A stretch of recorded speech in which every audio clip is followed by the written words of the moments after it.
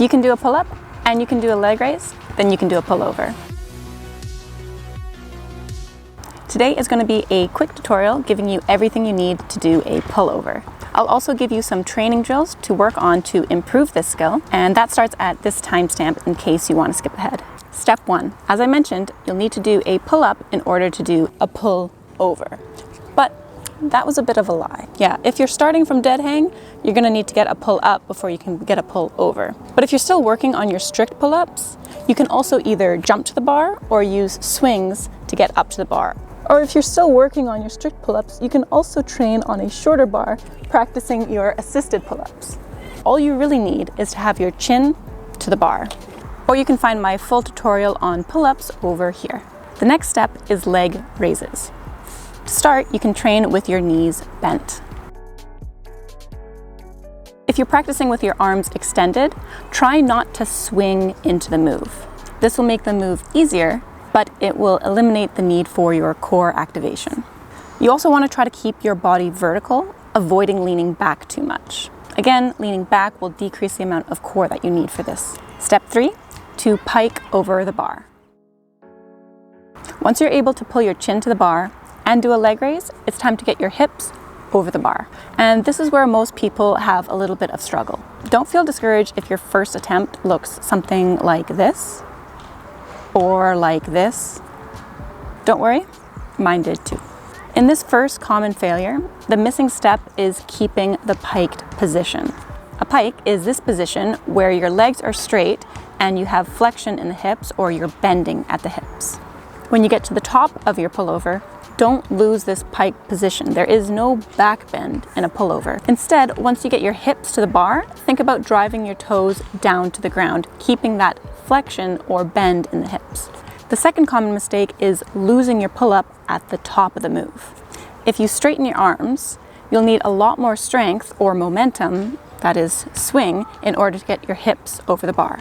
So if you want to do a pullover without swinging, you'll need to keep your arms bent in order to get over the bar. And if you're just starting with a move, you can start on a shorter bar. Jumping into the move is going to be much easier than starting from a dead hang. So start here to get comfortable with the move before moving up. If you're starting on the shorter bar, gradually decrease the amount of jump that you're using to where eventually you're not using any jump at all. And last step is to have an exit strategy. This might be obvious, but you want to have a plan on how to get off the bar if you're planning to get up over the bar. If you're on a short bar, it's going to be easy enough to jump off, but if you're on a taller bar, this might be a little bit scary. So train jumping from the shorter bar first before you attempt jumping down from the taller bar. And if you are jumping down from the taller bar, make sure that your grip strength is strong because you don't want to slip at the end of the move. If you do slip at the end of the move, make sure not to land with your arms extended out backwards to try to catch yourself. This can lead to injury in your arms and your wrists. Instead, if you do slip, either take a step back or roll back to catch yourself. And if it's still too scary to jump off, the easiest way down is to come back out the way you came in. And now on to the training routine. Start off warming up with some dead hangs, trying to get 30 seconds in total. Then move on to some shoulder shrugs. Aim for about 10 of these. If you have the strength, you can also try single arm shrugs, 5 each side. You can also use one arm for support as a progression. Next, we're going to move into some pull-ups.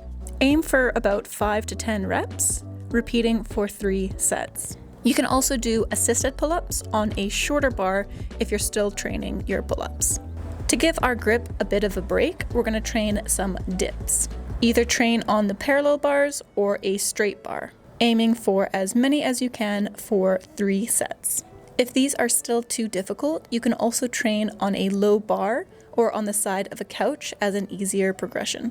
Do as many of these as you can with good form, also aiming for 3 sets. Next, getting back onto the bar, we're going to do 3 sets of 10 leg raises, either with the legs straight or with the knees bent, or a combination of straight moving into bent as you fatigue. Finally, to get better at pullovers, the best exercise is to train pullovers. Aim for 3 sets of 5, either on the tall bar or with a jump on a shorter bar. If you're working on the tall bar, Skip the pull-up step by staying at the top of the move, rather than extending all the way down each time. You can do the pull-up each time if you want, but this is very tiring, especially because we've already worked our pull-ups. If you're working on the short bar, try to lessen your jump as you progress. You can also start with 1 or 2 reps on the tall bar and finish the last set or 2 on the shorter bar as you fatigue. And that's it. Good luck on your pull-over journey, and I hope to see you again soon.